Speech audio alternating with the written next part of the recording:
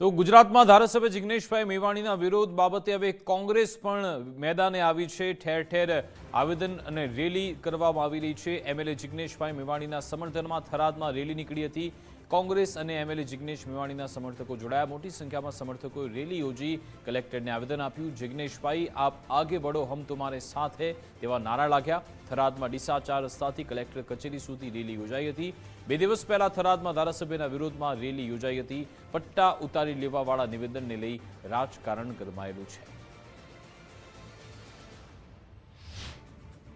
आज वाव थराद दलित समाज सर्व समाज कांग्रेस पार्टी आयोजित जे 24 तारीखे आईना बूटलेगरोना साथ सहकारथी પોલીસે અને એમના પરિવારોએ એક લોકશાહીનો અવાજ દબાવવા માટેનું જે કામ કર્યું એને વખોડવા માટે આજે રેલી કાઢી છે। આજે બંધારણ દિવસ પણ છે અને બંધારણમાં વાણી સ્વતંત્રતાના અધિકારો આપેલા છે।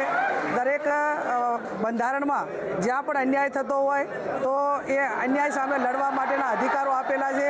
જિગ્નેશભાઈ મેવાણી સામે એક પોલીસ ડિપાર્ટમેન્ટ એ લોકશાહીની અંદર અવાજ દબાવવા માટેનું કૃત્ય કરતા હોય તો આ બાબતને અમે વખોડી કાઢીએ છીએ।